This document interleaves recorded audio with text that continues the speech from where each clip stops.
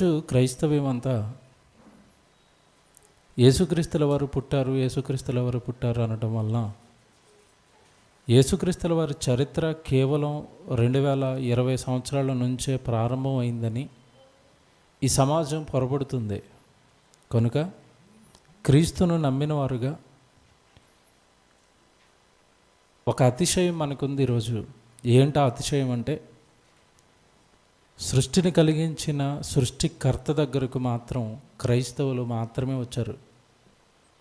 అది చివరి వారం మీరన్నీ చూసిన వాక్యాలు, బైబిల్లో నుండే రెఫరెన్స్లు. అయితే చివరగా వెళ్ళిపోతూ ఒక మాట చెప్పాను. ఆయన రాజులకు రాజు, ప్రభువులకు ప్రభువు, ముల్లోకాల చక్రవర్తి ఈ భూమి మీద మానవులకు 33.5 సంవత్సరాల అపాయింట్మెంట్ ఇచ్చి 33.5 సంవత్సరాలు ఈ భూమి మీద పాపుల మధ్యలో తిరిగాడు. వచ్చిన ఆయన అంత ముల్లోకాల చక్రవర్తి 33.5 సంవత్సరాలు ఈ భూమి మీద ఎందుకు ఉండాల్సి వచ్చింది? అది ఈరోజు మనం నేర్చుకునేది. ఎందుకంటే ఒక మినిస్టరు, ఒక ముఖ్యమంత్రి, ఒక మంత్రి వస్తే పర్యటనకు సుడిగాలి పర్యటన అంటారు దాన్ని. అంటే అర్థం ఏంటి? సుడిగాలి వచ్చి అంత స్పీడ్గా వెళ్ళిపోద్దో మంత్రి గారు కూడా అంతే స్పీడ్గా వెళ్ళిపోతారు. అవునా కదా? వర్షాలు పడ్డాయి, పంటలు చూడడానికి వస్తారండి. వర్షాలు పడ్డప్పుడు పంటలు అయిపోతాయి. చేలోకి వచ్చి చేలోకి దిగి వెన్నుపట్టుకుని చూస్తాడా? ఏమో మునిగిపోయిందా మీ పంట అంటాడా? ఎక్కడి నుంచి చూస్తాడు చెప్పండి పంటని? పైన ఏం కనపడుతుంది చెప్పండి? కింద పంట పైకి. ఏదో ప్రజల్ని తృప్తిపరచాలి కనుక మా మంత్రి గారు వచ్చారు, లేదంటే మా ఎమ్మెల్యే గారు వచ్చారని వీళ్ళని ఏదో తృప్తిపరచడానికి వచ్చి అలా గాల్లో తిరిగి వెళ్ళిపోతాడు. మరి ముల్లోకాల మహాచక్రవర్తి యేసుక్రీస్తుల వారు ఈ పాప లోకంలో పాపుల మధ్యలో అన్ని సంవత్సరాలు ఎందుకున్నాడు? మోస్ట్ సెన్సేషనల్ అండి ఈరోజు మీరు వినే ఈ సంగతులు. ఇప్పటి వరకు మీకు ఎక్కడ ఏ ప్రసంగాల్లోనూ ఇవి వినుండరు. అంత ఖచ్చితంగానే చెప్తున్నాను. యేసుక్రీస్తుల వారు 33.5 సంవత్సరాలు భూమి మీద ఎందుకున్నాడు అన్న సంగతి తెలీదు. ఈరోజు ముందు అన్న మాట్లాడినట్టుగా ఈరోజు పండగ అని పండగ చేస్తున్నారు. పుట్టాడు, పండగ చేసుకుంటున్నారు, మంచిదే. కానీ యాజ్ పర్ బైబిలు దేవుడు నా పుట్టినరోజును ప్రకటించమన్నాడా, నా మరణ దినాన్ని ప్రకటించమన్నాడా? ఈ బైబిల్ ప్రకారం ఏది ప్రకటించాలి చెప్పండి? క్రైస్తవుడు మరణదినాన్ని ప్రకటించాలి, మరణాన్ని ప్రకటించాలి. మరణాన్ని ప్రకటించటం అంటే క్రీస్తు మరణ సమాధి పునరుత్థానాలే సువార్త. అంటే సువార్తను ప్రకటించమన్నాడు. ఈరోజు దెయ్యం ఏం చేసింది అంటే, నీ మరణం గురించి అయితే అసలు మేము మాట్లాడం, కానీ నీ జన్మదినాన్ని అయితే గ్రాండ్గా చేసుకుంటాం. అంతే కదండి? అంటే ప్రారంభం నుంచి అంతేనండి. మనుషుల మనస్తత్వాలని ఇలా మార్చింది దెయ్యం. ఎందుకు? ఆదామవ్వల దగ్గరకు వచ్చి దేవుడు పండు తినవద్దు అని చెప్పాడు. అది ఎవరి మాట? దేవుని మాట. పండు తింటే మీరు దేవతలు అయిపోతారు. ఇది ఎవరి మాట? దెయ్యం మాట. నా మరణాన్ని ప్రకటించండి. ఇది ఎవరి మాట? దేవుని మాట. మేము పుట్టినరోజునే ప్రకటిస్తాం. ఇది ఎవరి మాట? ఇది మీకు అర్థమైపోవాలి చిన్నగా. బైబిల్లోనండి పుట్టినరోజులు యేసుక్రీస్తుల వారు చేసుకున్న దాఖలాలు లేవు. 33.5 సంవత్సరాలు బ్రతికాడంటే ఎన్ని పుట్టినరోజులు రావాలి సుమారుగా? 33. ఒకటాన్ని చేసుకున్నాడా? పోనీ 30 బాప్తిజం తీసుకొని 3.5 సంవత్సరాలు గట్టిగా సువార్త చేస్తున్న కాలంలో పోనీ 3 వచ్చినాయి కదా. 3 ఒకటాన్ని చేసుకున్నాడా? లేదు. పోనీ ఆయన బిజీ అండి, చేసుకోలేదు. తర్వాత అపోస్తులు ఏమైనా చేశారా? మా ప్రభు బర్త్డే మీకు ఎంత గ్రాండ్గా చేయాలో తెలుసా అన్నారా? లేదండి. వాళ్ళ తాపత్రయం అంతా ఏంటి అంటే, మా ప్రభు యొక్క మరణాన్ని ప్రకటించాలి. ఎందుకు? మరణాన్ని ప్రకటిస్తేనే పాపి మారుతాడు. ఏమంటే మనిషి మారాలి అంటే చావు మనిషిని మారుస్తుందండి. మీరు అప్పుడప్పుడు చూడండి, అవతల వ్యక్తి యువతల వ్యక్తి భయంకరమైన విరోధులు. వాడంటే వీడికి పడదు, వీడంటే వాడికి పడదు. సడన్గా ఒకరోజు అవతల వ్యక్తి చచ్చిపోయాడు అనుకోండి, విరోధైనా కూడా యువతల వ్యక్తి ఏమంటాడు చెప్పండి? ఏమోనండి, వాడు ఉన్నంతకాలం వాడి మీద కోపం ఉండేది, కానీ వాడు చచ్చిపోయాడు అనేసరికి నా గుండె ఎలాగుంది ఇప్పుడు, చాలా బాధగా ఉందండి అంటాడు. వైఎస్ గారు బ్రతుకున్నప్పుడు చంద్రబాబు నాయుడు గారు వైఎస్ గారు ఎలా తిట్టుకునేవారో మనకు తెలుసు. ఆయన చనిపోయిన వెంటనే చంద్రబాబు నాయుడు గారు ఏమన్నారు తెలుసా? నా చిరకాల స్నేహితుడిని పోగొట్టేసుకున్నాను అంటున్నాడు. అంటే మనకి ఏం అర్థం అవ్వాలి? చావు అనేది ఎలాంటి వ్యక్తి మనసునైనా ఏం చేస్తుంది? కదులుస్తుంది, మారుస్తుంది. ఏమంటే జన్మదినం ఎవరిని మారుస్తుంది చెప్పండి? పోనీ అలాగని బైబిల్లో దేవుడు చెప్పాడు చేసుకోమని మేము చేసుకుంటున్నామన్నా పర్వాలేదు. మీకు ఇంకొక సంగతి చెప్తాను. అసలు బైబిల్లో అపోస్తుడైన పౌలు గారు కొరింథీ పట్టణానికి ఉత్తరం రాసి ఒక మాట చెప్పాడు. ఏమన్నాడు అంటే, మీ అందరికీ తెలిసింది అది, సిలువను గూర్చిన వార్త నశించుచున్న వారికి ఎలా ఉంటుందంట? మళ్ళా చెప్పండి. వెర్రి కదా. ఏ వార్త వెర్రి? సిలువను గూర్చిన వార్త. అంటే చావుకి ఒరే బాబు మీ కొరకు ప్రభు చచ్చిపోయాడంటేనే ఆ వార్తే సమాజానికి ఎలాగుంది? వెర్రిగా ఉంది. ఇప్పుడు మా ప్రభు పుట్టాడంటే ఇంక ఇది ఎంత వెర్రిగా ఉంటుంది మీరు ఆలోచించండి. మీకు అర్థమైందో లేదో పాయింట్? నీ కోసం చచ్చిపోయాడంటేనే అది వెర్రిగా కనపడుతుంది వాళ్ళకి. పుట్టినరోజు ఏమైనా ఎక్కుతుందా సమాజానికి? ఎక్కడ బైబిల్ అండి, ఎక్కడ క్రైస్తవ్యం అండి, ఎక్కడ దేవుడు అండి, ఎక్కడ దేవుని పిల్లలండి? ఈరోజు బైబిల్ ఒకవైపు, ఆయన ఆలోచనలు ఒకవైపు, క్రైస్తవులు ఒకవైపు, వీళ్ళ ఆలోచనలు ఒకవైపు అండి. దేవునికి అసలు ఈరోజు దేవుడి ఆలోచనలకి బైబిల్లో ఉన్న వాక్యాలకి ఎటు సంబంధం లేకుండా పరుగులెడుతుందండి ఈరోజు క్రైస్తవ్యం. దేవుని పిల్లలరా, అందుకే బైబిల్ చదవండి, బైబిల్ చదవండి. బైబిల్ తరగతులు పెట్టేది, స్త్రీల మీటింగులు పెట్టి వాక్యం నేర్పేది, పురుషుల మీటింగులు పెట్టి వాక్యం నేర్పేది. వాక్యం వాక్యం వాక్యం, ప్రతి నిమిషం వాక్యం నేర్చుకోండి, వాక్యం నేర్చుకోండి అని. వాక్యం ఎందుకు నేర్పుతున్నావు తెలుసా? వాక్యానికి భిన్నంగా ఎవరు ప్రవర్తించినా అంతిమంగా వాళ్ళు వెళ్ళిపోయేది ఎక్కడికి? నరకానికి. దాన్ని తప్పించడానికే మా తాపత్రయం అండి దేవుని పిల్లలరా. ఇప్పుడు యేసుక్రీస్తుల వారి గురించి మీకు చెప్తాను. చివరి వారం మీరు చదువుకున్న సంగతులు, విన్న సంగతులను ఒక్కసారి జ్ఞాపకం చేసుకోండి. క్రీస్తుకు పూర్వం సుమారు 746 నుంచి 780 మధ్యలో యెషయా గారు యెషయా గ్రంథాన్ని రాశాడు. అంటే సుమారుగా క్రీస్తుకు పూర్వం 800 సంవత్సరాలు వేసుకోండి. యెషయా అనే ప్రవక్త ఒక ప్రవచనం రాశాడు. క్రిస్మస్కి అందరూ చదువుకునే ప్రవచనం ఉండదు. ఇకపోతే ఇక్కడ కూడా దెయ్యం ఏం చేసింది అంటే, ఆయన ఒక సెన్స్లో ఆ రెఫరెన్స్ చెప్పాడు క్రీస్తు పుట్టుక గురించి. వీళ్ళు దాన్ని మరొకలా అర్థం చేసుకున్నారు. చాలా బాధాకరం అండి. అందరూ క్రిస్మస్కి చదువుకునే వాక్యం ఇప్పుడు మీరు చదువుతారు. అందులో ఆయన ఏం చెప్పాడో వీళ్ళు ఎలా అపార్థం చేసుకున్నారో చెప్తాను. యెషయా గ్రంథం 9వ అధ్యాయము 6వ వచనం. ఏమండి, ఇది అందరికీ తెలుసండి. క్రైస్తవ్యం మొత్తానికి ఈ వాక్యం తెలుసు. ఏమని? యెషయా గ్రంథం 9వ అధ్యాయము అందరు తీయండి 6వ వచనం. ఎలయనగా మనకి శిశువు పుట్టెను, మనకు కుమారుడు అనుగ్రహింపబడెను, ఆయన భుజముల మీద రాజ్యభారం ఉండును. ఏమండి, ఇలాగే చదువుకుంటూ వెళ్ళిపోయారు. ఏమండి, ఇప్పుడు మొదటి వచనం బాగా ఆలోచిద్దాం. మొదటి వచనం ఒక్క ముక్క చదవండి. ఏమన్నా చెప్పండి స్టార్టింగ్. ఏలయనగా మనకు శిశువు పుట్టెను అని ఉందా? ఇది 800 సంవత్సరాల తర్వాత మరియమ్మ గారి గర్భం ద్వారా పుడతాడని ఉందా అక్కడ? యెషయా గారి కాలానికే క్రీస్తుకు పూర్వం 800 సంవత్సరాల క్రితమే శిశువు పుట్టెన్ను అని రాశాడా? పుడతాడు అని రాశాడా? ఏమనుంది? పుట్టేశాడా? ఎప్పటికీ? యెషయా గారు యెషయా గ్రంథాన్ని రాస్తున్న కాలానికే శిశువు ఏం చేశాడంట? పుట్టేశాడు. మనకి కుమారుడు అనుగ్రహింపబడతాడు అంటలేదు అక్కడ. ఏమనుంది అక్కడ? మనకి కుమారుడు అనుగ్రహింపబడెను. అప్పటికే అనుగ్రహింపబడిపోయాడా? అవును. క్రీస్తు ఎప్పటివాడని చదువుకున్నామండి. చివరి వారం బోల్డ్ రెఫరెన్స్లు చూపించాను కదా. ఎప్పటివాడు క్రీస్తు? ఈ సృష్టికి ముందు నుంచే ఉన్నవాడు, ఈ విశ్వానికి ఆది సంభూతుడు. ఏమండి, యెషయా గారు సంగతి మీరు తీసుకున్న, ఇంకా మీరు బాగా ఆలోచిస్తే దావీదు గారు కూడా చెప్పారు. 110వ కీర్తన చూడండి. 110వ కీర్తన మొదటి వచనం కూడా చూడండి. దావీదు గారి సాక్ష్యం కూడా చూపిస్తాను మీకు ఇప్పుడు. అంటే క్రీస్తు ఎప్పటివాడో, ప్రవక్తలందరూ ఎప్పటి నుంచి ఉన్నాడని మొత్తుకుంటున్నా. ఏమంటే క్రైస్తవం ఎప్పటికీ నిన్నగాక మొన్న పుట్టాడని చెప్తున్నారు వీళ్ళు. ఏమంటే కీర్తన గ్రంథం 110వ కీర్తన మొదటి వచనం చాలు. ప్రభు నా ప్రభువుతో ఇలాగ సెలవిచ్చాను. ఏమంటున్నాడు అక్కడ దావీదు గారు? ప్రభువు నా ప్రభువుతో ఇలాగ సెలవిచ్చాను. ఎంతమంది ప్రభువులు కనపడ్డారు అక్కడ? ఎంతమంది? 2. మాట్లాడుతున్న ఈయన కూడా ప్రభువే, లోక సంబంధమైన ప్రభు, రాజు కదండి దావీదు. రాజైన దావీదు అంటున్నాడు, ప్రభువు నా ప్రభువుతో ఇలాగ సెలవిచ్చాను. ఇంతకీ ఎవరు ఆ ప్రభు ఎవరు, ఈ ప్రభు ఎవరు? ఆ ప్రభు తండ్రి అయిన దేవుడు, ఈ ప్రభు యేసుక్రీస్తుల వారు.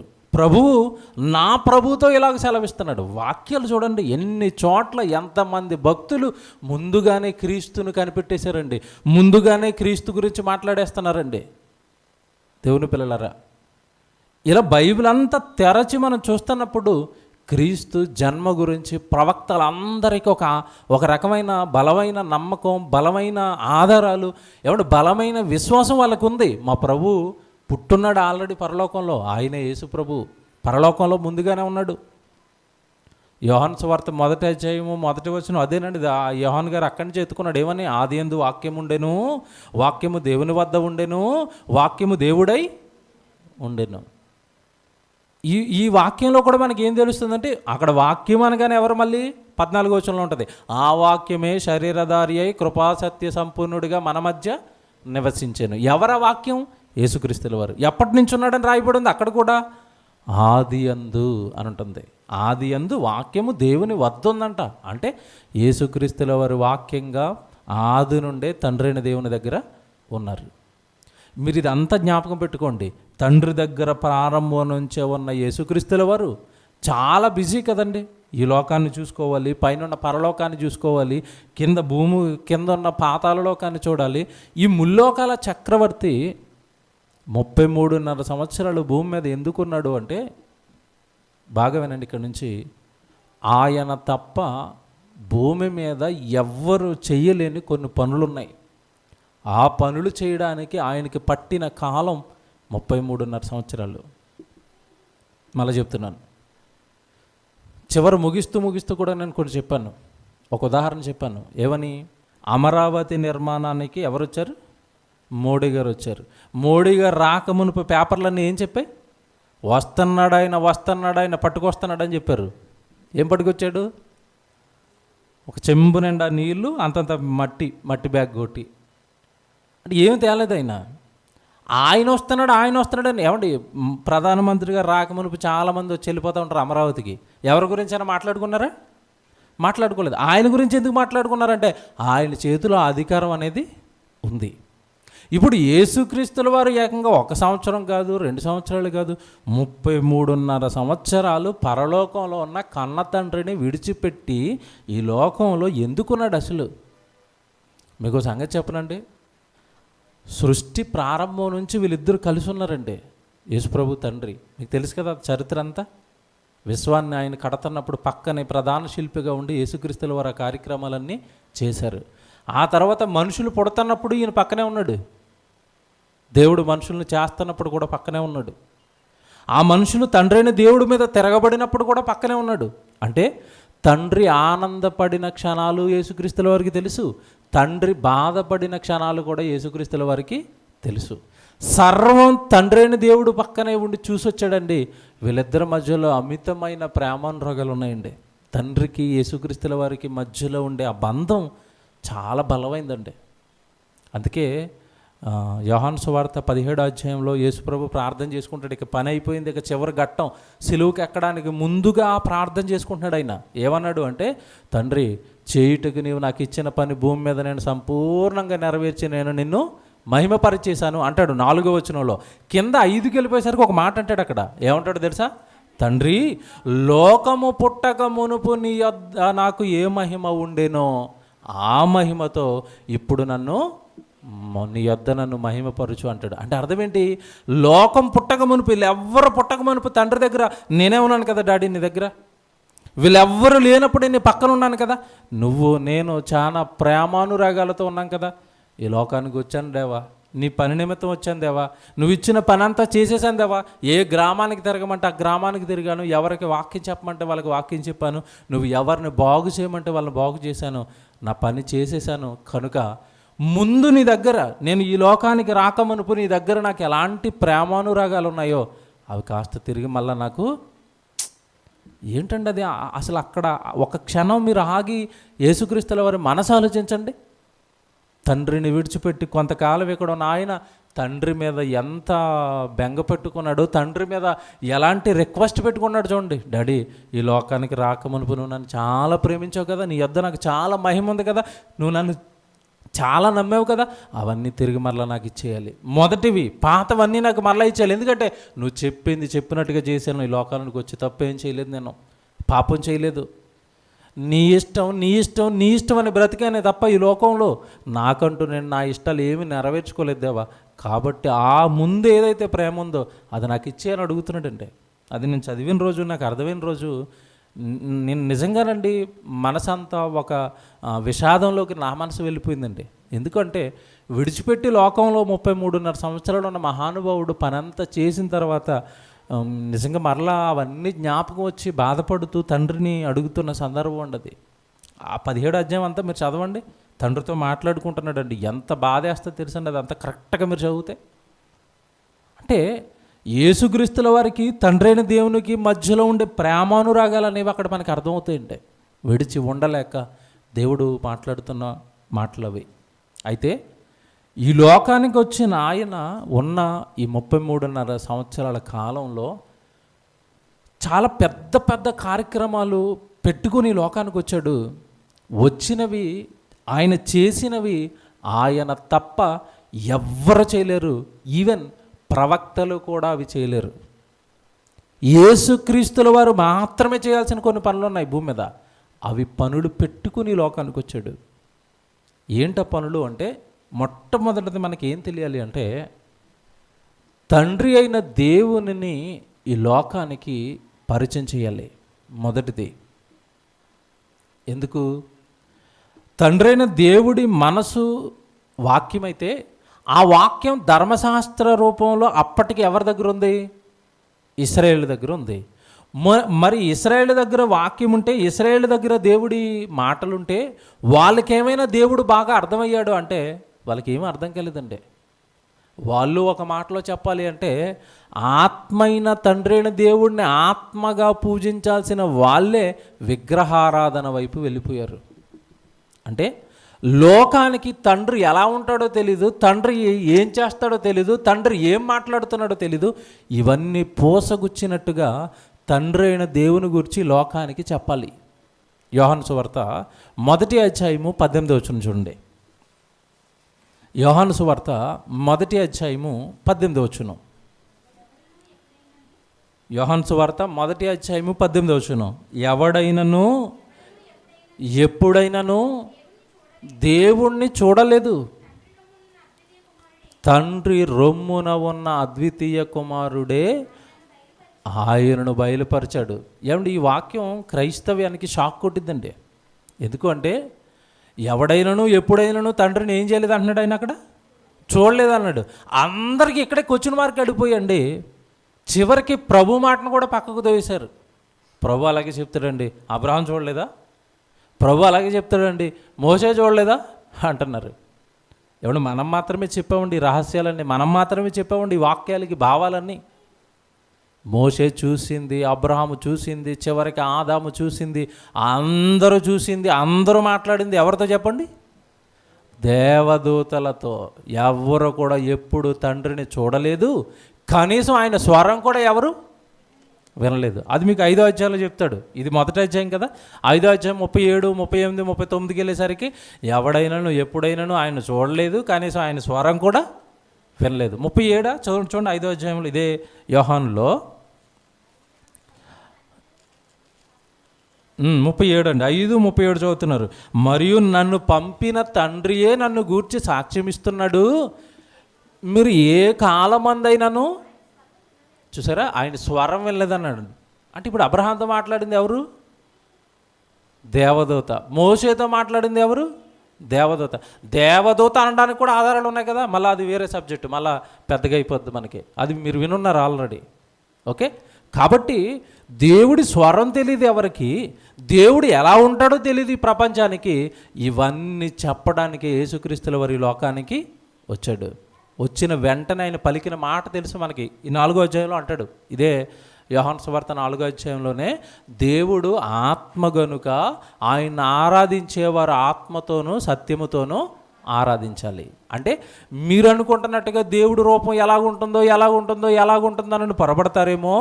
దేవుడు ఎలా ఉన్నాడు అంటే ఆత్మగా ఉన్నాడు అని చెప్పాడు. ఇకపోతే మత్తయి సువార్త 6వ అధ్యాయానికి వెళ్ళేసరికి దేవుడు వేటిని ఇష్టపడతాడో వేటిని ఇష్టపడడో కూడా చెప్పేశాడు. 6వ అధ్యాయానికి వెళ్ళేసరికి మీరు మీ తండ్రికి ప్రార్థన చేయండి అని చెప్పి ఆయన చిత్తం పరలోకంలో నెరవేరుతుంది కానీ భూమి మీద నెరవేరటం లేదు. ఆయనకంటూ కొన్ని ఇష్టాలు ఉన్నాయని చెప్పాడు. ఆ ఇష్టాలు మీ మధ్యలో నెరవేరాలని చెప్పాడు.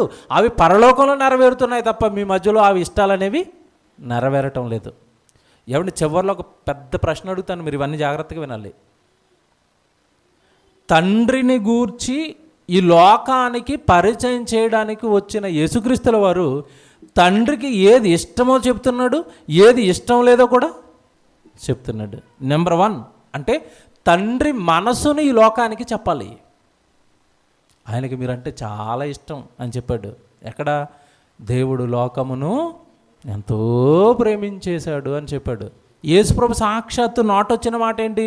అయ్యో పక్షులను చూడండి అయ్యా, ఈ విత్తవు కోయవు కొట్లలో కూర్చుకోనవు, అయినను మీ పరలోకపు తండ్రి వాటిని పోషించుచున్నాడు, మీరు వాటికంటే బహుశ్రేష్ఠులు కారా అంటాడు. అంటే అర్థం ఏంటి?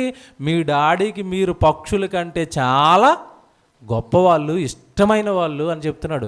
అంటే మీరు అక్కడ చదువుతున్నప్పుడు ఎప్పుడు కూడానండి వాక్యం వెనుక ఎవరి మనసు తీసుకోవాలి? తండ్రిది. మీ డాడీ ఈ చెప్పమని నాకు ఇవన్నీ నేర్పి ఈ లోకానికి పంపించాడు అని చెప్పాడు 14వ అధ్యాయం యోహాను సువార్తలో. నా తండ్రి నాకు ఈ బోధ అంతా నేర్పి మీ దగ్గరికి పంపించాడు, మీకు ఇవన్నీ చెప్పమన్నాడు. మీ డాడీ మనసు చెప్పడానికి ఈ లోకానికి నేను వచ్చాను. నేను చాలాసార్లు ఒక వాక్యం చూపిస్తానండి, నాకు చాలా ఇష్టం అది. యోహాను సువార్త 20వ అధ్యాయం చివరి వారం కూడా చూపించాను. నా తండ్రియు మీ తండ్రియు, నా దేవుడును మీ దేవుడును. చూసారా ఆ సెన్స్ ఎలా ఉంది చూడండి. నా తండ్రి మీకు తండ్రి, నా దేవుడు మీకు కూడా దేవుడు. ఆయన మనసు చెప్పడానికే ఈ లోకానికి నేను వచ్చాను అన్నాడు. ఎన్ని మాటలండి తండ్రి గురించి చెప్పినవి, ఎన్ని మాటలు చెప్పాడండి. ఆయన మిమ్మల్ని గురించి చింతిస్తున్నాడు, ఆయన మీకోసమే ఆలోచిస్తున్నాడు, మీ కొరకు ప్రాణం పెట్టమనే ఆయన జ్యేష్ఠ కుమారుడినైనా నన్ను ఈ లోకానికి పంపించాడు. మాట్లాడితే తండ్రి తండ్రి తండ్రి తండ్రి అని ఎంత అలా పరితపించిపోయిందండి మహానుభావుడు గుండె ఈ లోకంలో ఉన్నంత కాలం. నోరెత్తితే తండ్రి, నేను నా తండ్రి పనుల మీద ఉండాలని మీరు ఎరగరా అంటున్నాడు. ఎన్నో ఏట? 12కే ఏ పనిలోకి వెళ్ళిపోయాడు? తండ్రి పనిలోకి. అంటే మనకు ఒక్క విషయం బాగా ఆలోచిస్తే యేసుక్రీస్తుల వారు భూమి మీద బ్రతికిన 33.5 సంవత్సరాలు కూడా తండ్రిని గురించి చెప్పడానికే తాపత్రయపడ్డాడు. నెంబర్ 1 ఒకటో చెప్పాను. అంటే ఆయన 33.5 సంవత్సరాలు ఈ లోకంలో ఉండడానికి ప్రధాన కారణం ఏంటంటే తండ్రిని గూర్చి ఈ లోకానికి చెప్పాలి. ఎందుకు? ఇందా మీరు చదువుకున్నారు, ఎవడును ఎప్పుడూ ఆయన ఏం చేయలేదు, 1:18 ఏం చెప్పాడు? చూడలేదు. మరి ఎవరు చూశారు అంటే ఆయన రొమ్మున ఆనుకొని ఉన్నాను నేను. ఎప్పటి నుండి అంటే సృష్టికి పుట్టుకకు ముందు నుంచి ఆయన రొమ్మునే ఉన్నాను నేను, ఆయన పక్కనే కూర్చున్నాను. మీరు పుట్టినప్పుడు నేను అక్కడే ఉన్నాను. మనుషుల చరిత్ర అంతా నాకు తెలుసు, మనుషుల తప్పులన్నీ నాకు తెలుసు, మనుషుల పాపాలన్నీ నాకు తెలుసు. మీరు ఆ పాపాలు చేస్తుంటే అనుదినము నీ తండ్రి కోపపడిపోతుంటే ఆ రోజు పక్కనే ఉండి ఇవన్నీ నేను చూసి లోకానికి వచ్చాను. తండ్రి రొమ్మున ఉన్న అద్వితీయ కుమారుడే ఆయన ఏం చేశాడంట? బయలుపరచాడు. 1:18 చదువుకున్నాం మనం. అంటే తండ్రి అయిన దేవుడి మనసు ఈ లోకానికి చెప్పడానికి వచ్చాడు. ఆయన కోపం చెప్పాడు, ఆయన ప్రేమ చెప్పాడు, ఆయన ఏ సందర్భాలలో ఎలాంటి మనస్తత్వం కలిగి ఉంటాడో ఆయన ఆవేదన చెప్పాడు. ఆయన గురించి అన్నీ చెప్పింది యేసుక్రీస్తుల వారు మాత్రమే. అంటే ఒక మాటలో చెప్పాలి అంటే లోకానికి దేవుడు కావాలంటే ఎవరి దగ్గరికి రావాలి? అందరూ యేసుక్రీస్తుల వారి దగ్గరికి వస్తేనే లోకానికి దేవుడు ఎవరో తెలుస్తారు. యేసుప్రభు తప్ప లోకానికి దేవుడి గురించి చెప్పిన వారు ఎవరు లేరు. నెంబర్ 1 వచ్చిన పనుల్లో మొదటి పని తండ్రి అయిన దేవుడిని ఏం చేయాలి అంటే లోకానికి పరిచయం చేయాలి. రెండవది దేవుడికంటూ ఒక రాజ్యాన్ని భూమి మీద స్థాపించాలి. రెండో బలమైన పని అండి ఇది. ఏం చేయాలి? దేవుడికంటూ భూమి మీద ఒక రాజ్యాన్ని స్థాపించాలి. ఎందుకు దేవుడికి రాజ్యాన్ని స్థాపించాలి? అప్పటికి ప్రపంచాన్ని పరిపాలిస్తున్న పెద్ద పెద్ద సామ్రాజ్యాలు ఉన్నాయి, మీకు తెలుసు కదా. బబులోను, మాదీయ పారసీకులు, తర్వాత గ్రీకు, తర్వాత రోమా సామ్రాజ్యం. ఆ రోమా సామ్రాజ్య కాలంలోనే యేసుక్రీస్తుల వారి జననం అనేది జరిగింది. ఈయన స్థాపించబోయే రాజ్యం గురించి ఇందాక మీరు చదువుకున్న రష్యా 9:6 అక్కడ ఏముంటుంది? కుమారుడు మనకు అనుగ్రహింపబడతాడు, ఆయన భుజముల మీద ఏముంటుందంట? రాజ్యభారముండును అన్నాడు. చూసారా? అంటే పుట్టబోయే బిడ్డ భూమి మీద ఏం స్థాపిస్తాడని ముందుగానే యెషయా చెప్పేస్తున్నాడు. రాజ్యం. దేవుడి కంటూ ఒక రాజ్యాన్ని స్థాపించాలి. ఎవరు స్థాపిస్తారు చెప్పండి? ఎవరి వల్ల అవుతుంది? చాలామంది కట్టారు రాజ్యాలు, కనపడలేదు వాళ్ళు. మళ్ళీ సూర్యుడు అస్తమించిన మహాసామ్రాజ్యం అన్నారు. ఎవరు? బ్రిటిష్ సామ్రాజ్యానికి మరో పేరు తెలుసండి, సూర్యుడు అస్తమించని మహాసామ్రాజ్యం అన్నారు. ఎక్కడుంది ఇప్పుడు బ్రిటిష్ సామ్రాజ్యం? ఇంగ్లాండ్లో తప్ప ఎక్కడ కనపట్టలేదు. అన్ని మనుషులు కట్టిన అన్ని సామ్రాజ్యాలు కూలిపోయాయండి. క్రీస్తు కట్టిన మహాసామ్రాజ్యం సంఘం నానాటికి విస్తరిస్తూనే ఉంది తప్ప దానికి అంతం అనేది ఇప్పటికీ లేదు. ఆ రాజ్యం లేని గ్రామం లేదు, ఆ రాజ్యం లేని రాష్ట్రం లేదు, ఆ రాజ్యం లేని దేశం కూడా లేదు. ఆరున నేల మీద ఉన్న అన్ని దేశాలలోనికి యేసుక్రీస్తుల వారు స్థాపించిన రాజ్యం అనేది పాకిపోయింది. అందుకే ఈయన భూమి మీదకి వచ్చి పెట్టబోయే ఈ రాజ్యం గురించి దానియేలు గారు చెప్పిన ఒక ప్రవచనం మీకు చూపిస్తానండి. ఎంత బాగుంటుందో. 2వ అధ్యాయానికి వచ్చేస్తే దానియేలు గ్రంథం 2వ అధ్యాయానికి మీరు రండి.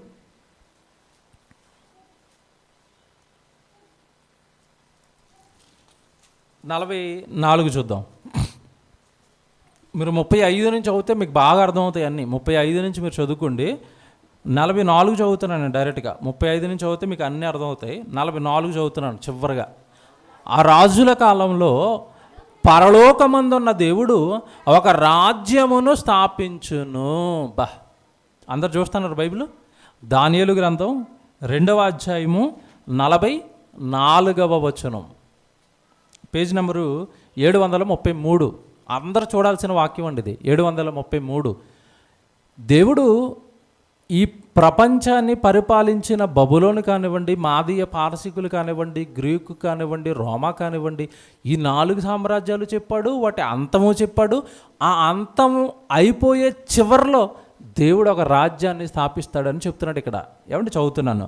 ఆ రాజుల కాలములో పరలోకమందున్న దేవుడు ఒక రాజ్యమును స్థాపించును, దానికి అన్నటికీ నాశనము. ఈ మాట అండర్లైన్ చేసుకోవాలి. ఆ రాజ్యానికి ఏముండదంట? ఎన్నటికీ నాశనం ఉండదు.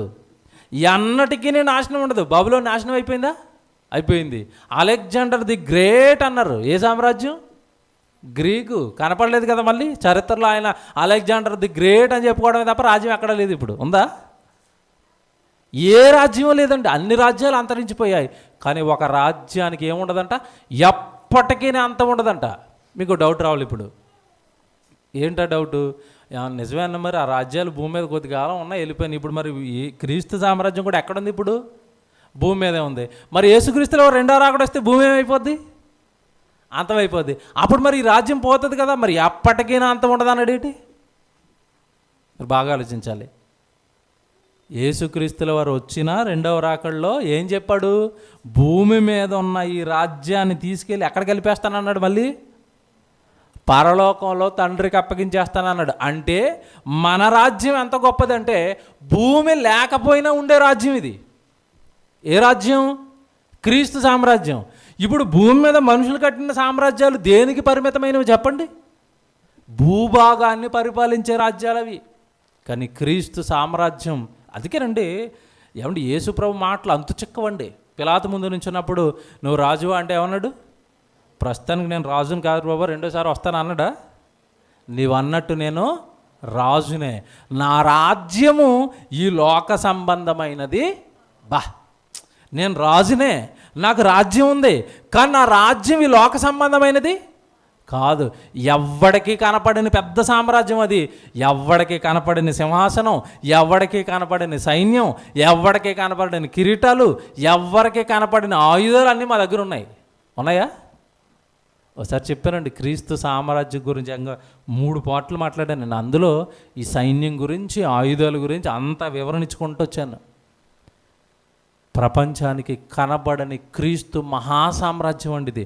దీనికి అన్నటికీ అంతం అనేది లేదు.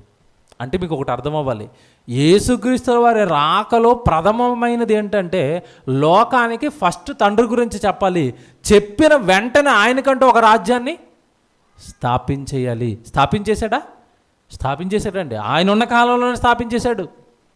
అందుకే మీరు మత్తయి సువార్త కానీ మార్కు సువార్త కానీ ఈ పరిచయులు శాస్త్రులు ఆయన అంటే పడత కదండి, వెనకాల తిరిగి నీ రాజ్యం అన్నావు కదా, ఏది ఎక్కడుంది, నీ కోట ఎక్కడుంది, నీ సింహాసనం ఎక్కడుంది, నీకు సైన్యం ఎంతమంది ఉన్నారని అడుగుతున్నారు. వీళ్ళు తింగరోళ్ళు కదండి, వాక్యం చేతుల్లో ఉన్న అర్థం కాలేదు వీళ్ళకి, శాస్త్రులు పరిచయులకి.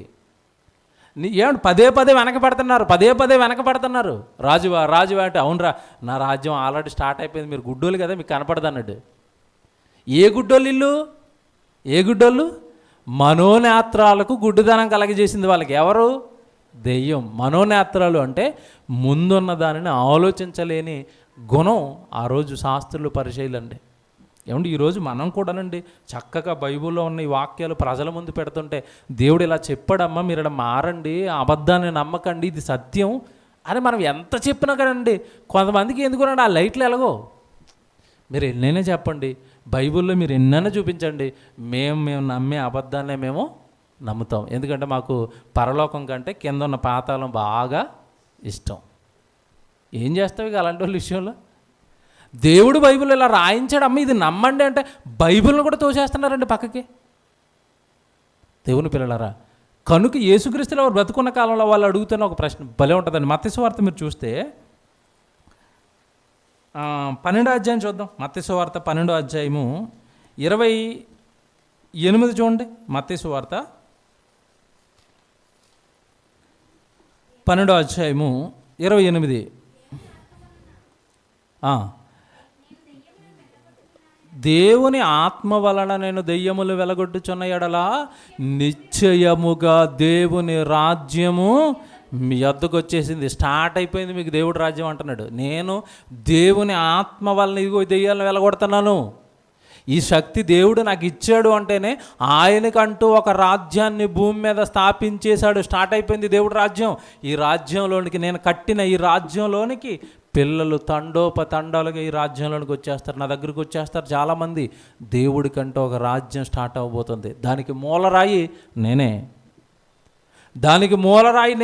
మూలరాయిగా ఒక్కడుగా. ఏమంటే యేసుక్రీస్తుల వారి గురించి మీరు ఆలోచిస్తే ఈ రాజ్యాన్ని కట్టడానికి ఒక్కడిగా బయలుదేరాడండి. ఒక్కడే కదా, మీరు బాగా ఆలోచించండి. ఆయన జీవితం ఒక్కడిగా బయలుదేరాడు. ఒక్కడు చేయలేడు కదా ఈ పని అంతా. ఎంతమందిని ఏర్పాటు చేసుకున్నాడు? తర్వాత 12 మంది శిష్యులను ఏర్పాటు చేసుకున్నాడు. ఆ 12 మంది నుంచి 100 మందికి వాక్యం నేర్పాడు. వాళ్ళిద్దరిని కలిపి ఒక గ్రామానికి పంపించేశాడు వాక్యం చెప్పడానికి. అంటే దేవుడి రాజ్యం అనేది విస్తరింప చేయడానికి మహానుభావుడైన యేసుక్రీస్తుల వారికి చాలామంది అవసరం పడ్డారండి, దేవుడి రాజ్య విస్తరణ కొరకు. మరి ఈరోజు మనం అదే రాజ్యంలో ఉన్నాం. ఆ విస్తరణ కోసం మనం ఏం చేస్తున్నాం చెప్పండి? ఎవరికైనా ఒక పాపకి వాక్యం చెప్పి రాజ్యంలో చేరుస్తున్నామా? ఎవరినైనా ఒక చోట మీటింగ్ పెట్టి మహా సంగతులు ఏమంటే బైబిల్లో సత్యం, క్రిస్మస్కి సంబంధించిన ఇన్ని గొప్ప సంగతులు సత్యాలు బైబిల్లో ఉంటే వాళ్ళంతా పండగలో పాపంలో ఉంటే మన గుండె ఏమైనా చలిస్తుందండి వాళ్ళని కాపాడడానికి? మీరు బాగా ఆలోచించండి. దీన్ని విస్తరింపచేయాలి, ఈ సత్యాన్ని దీన్ని విస్తరింపచేయాలి, ఈ వాక్యాన్ని. అలా ఆ కోణంలో మనం ఎవరు ఆలోచిస్తున్నాం చెప్పండి? దేవుని పిల్లలారా, రాజ్యం అనేది నీతో ఆగిపోకూడదు. నీ తర్వాత మరొకరికి ఇది విస్తరణ అనేది జరగాలి. దేవుని రాజ్యం యేసుక్రీస్తుల వారి రాకతో భూమి మీద స్థాపన అనేది జరిగిపోయింది. ఇకపోతే 2, మీరు పాత నిబంధనలో రాయబడిన వాక్యం ఏదైతే ఉందో దానియేలు గ్రంథం 2వ అధ్యాయం 44 వచనం, ఆ రాజుల కాలంలో దేవుడు ఒక రాజ్యాన్ని భూమి మీద స్థాపించబోతున్నాడు, దానికి అన్నటికీ అంతము కలుగుతాం. వచ్చాడు, భూమి మీద ఆ రాజ్యాన్ని కట్టాడు. ఏమంటే కట్టిన తరువాత ఆ రాజ్య విస్తరణ బాధ్యతలు తన వెంటున్న శిష్యులకు అప్పగించాడు. ఆ తర్వాత ఎవరికి ఇచ్చాడు చెప్పండి అదే బాధ్యతలు? ఎవరైతే ఈ రాజ్యంలోనికి చేర్చబడుతున్నారో, సంఘంలోనికి చేర్చబడుతున్నారో ప్రతి ఒక్కరికి రాజ్య విస్తరణ బాధ్యతలు అప్పగించేశాడు. నా వంతుగా నేను పనిచేసి వెళ్ళిపోతున్నాను, తర్వాత ఎవరైతే ఈ రాజ్యంలోనికి వస్తారో మీరు కూడా ఈ పనిని చేయాలి. అందుకే చట్టం ఎంత బాగుందంటే, దేవుడి చట్టం, నేను రాజుని అన్నాడు. ఎవరు? పిలాతు ముందు నిలబడి యేసుక్రీస్తు. బాగా వినాలి ఇది. నేను రాజుని అన్న తర్వాత ఏమంటారు, రాజ్యానికి ఎంతమంది రాజులు ఉంటారు చెప్పండి? ఒక రాజు ఉంటాడు. కింద ఉన్న వాళ్ళు అందరూ ఏమవుతారు? ప్రజలు కదండి, పాలించేవాళ్ళు. కానీ ఇక్కడ ఈ రాజ్యం కాస్త డిఫరెన్స్ ఏంటి? నేను రాజునే, నా రాజ్యంలోకి వస్తున్న వాళ్ళు అందరూ బానిసలు అనలేదు. ఏమన్నాడు? మీరు కూడా రాజులైన యాజక సమూహం. మీరు రాజులే, మీరు రాజులందరికీ నేను రాజులకు రాజు అని ఆయనకి అందుకే పేరు. ఇంతకీ రాజులు ఎవరండి రాజులు? మనమే. ఏమండి, మనం రాజు? ఒకసారి ఆలోచించుకోండి. అందుకే జాన్సన్ అని పేరు ముందేం పెట్టుకున్నాడు తెలుసండి? కింగ్ జాన్సన్ ఎక్కడ ఉంటుంది. అలాగని ఆయన ఏం రాజు కాదు. ఏ రాజు అంటే ఈ లోకంలో దేవుడు ఆయనకిచ్చిన రాజ్యాధికారం అది. కింగ్ జాన్సన్ విక్టర్ అని ఉంటుంది. అందరు ఎట్టుకొచ్చండి అది. ఎందుకంటే అందరికీ ఇచ్చిన అధికారం అది. మీరు రాజులైన యాజక సమూహం. నేను రాజునే, మిమ్మల్ని అందరినీ రాజులను చేసి వెళ్ళిపోతున్నాను. మీరు ఎవరికి బానిసలు కాదు. మీరేం చేయాలి? నేను రాజునని చెప్పి రాజ్యాన్ని ఏం చేయాలి? పాలించాలి. మనం ఆ స్థితికి ఆడొచ్చామండి. వచ్చామా, ఆదివారం 2 వాక్యాలు టిక్కెట్టుకున్నామా, ఇంటికి వెళ్ళిపోయామా? వెళ్ళిపోగానే ఏమండి బైబిల్ ఎక్కడ ఉంటే చెప్పండి? చాలామంది ఇంటికి మేము ప్రార్థన చేయడానికి వెళ్తాం. చక్కగా ఎక్కడ పెడతారంటే సెల్ఫ్లో బయటే కనపడతాయి బైబిళ్ళు. పొరపాటున మేము ప్రార్థన చేయడానికి వెళ్ళినప్పుడు తీస్తారండి. అలా ఇలాగ అంటారు. ఏం పట్టేసింది? దుమ్ము. ఇంక ఈయన రాజు ఎక్కడ అవుతాడు చెప్పండి? దానికి దుమ్ము పట్టేస్తే. రాజు అవ్వాలంటే ఏం చేయాలి? దాంట్లో దేవుడు ఏమి రాశాడో దివారాత్రాలు నేర్చుకుని పట్టుకుని ప్రపంచం మీదకి వెళ్ళి దేవుడు నీ కోసం చనిపోయాడు, దేవుడు నీ కోసం పుట్టాడు, నీకు తండ్రి ఉన్నాడు చెబితే కదండి ఇతను రాజు అయ్యేది. పరిపాలించండి, మీకు ఒక ఇనపదండం ఇస్తాను, మట్టి కుండలను పగలు కొట్టేసినట్టుగా పగలు కొట్టండి లోక జ్ఞానాన్ని అన్నాడు. ఎవరికి ఎక్కిందండి దాన్ని? మాటలు ఎవరికి ఎక్కితే? చప్పగా ఉందండి క్రైస్తవ్యం. దేవుని పిల్లలరా, కనుక రాజ్యాన్ని స్థాపించాడు, అందరినీ రాజుల్ని చేశాడు.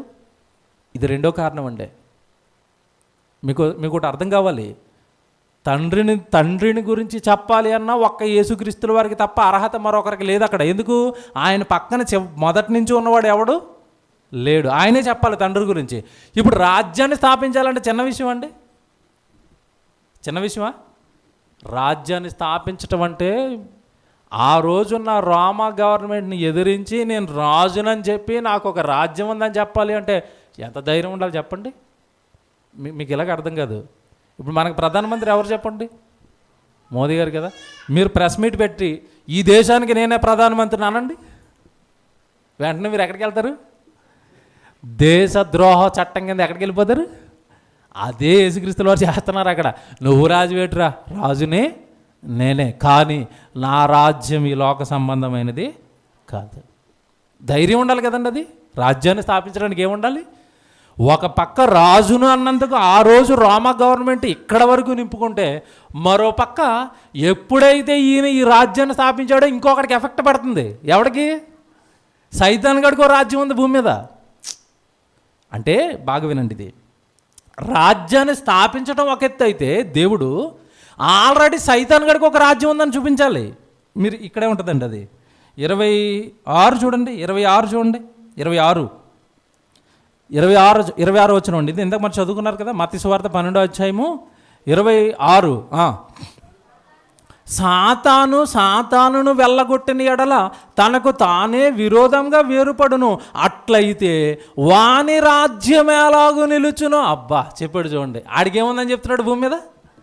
ఓరి వెర్రోళ్ళారా, ఆడుగో రాజ్యం ఉంది, ఆడొక పెద్ద రాజ్యాన్ని కట్టేసాడు, అందరిని అందులోకి లాక్కెళ్ళిపోతున్నాడు, అందులోంచి ఇటేయడానికి నేను రాజ్యాన్ని కడతానని అంటున్నాడు.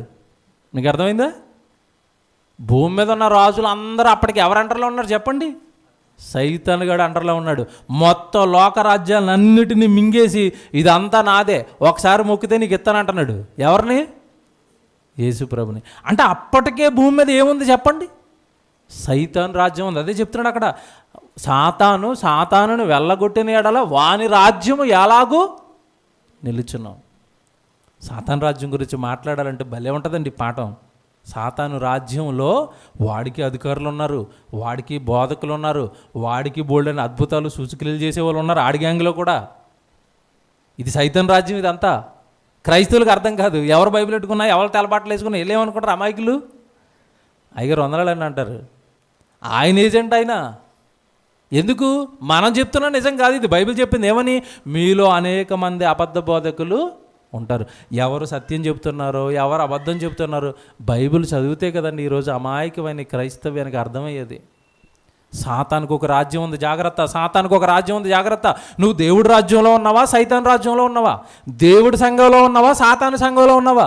జాగ్రత్తగా చూసుకో. వాక్యానికి భిన్నంగా నిన్ను తీసుకెళ్ళిపోయాడా, నీ ఆత్మ ఖచ్చితంగా నరకంలో వాడు తేలుస్తాడు. ఎందుకంటే వాడి టార్గెటే నిన్ను ఎక్కడికి పంపించాలి? నరకానికి పంపించాలి. దేవుడిలో ఉన్నట్టుగానే ఉంటుంది, బైబిల్లో ఉన్నట్టుగానే ఉంటుంది.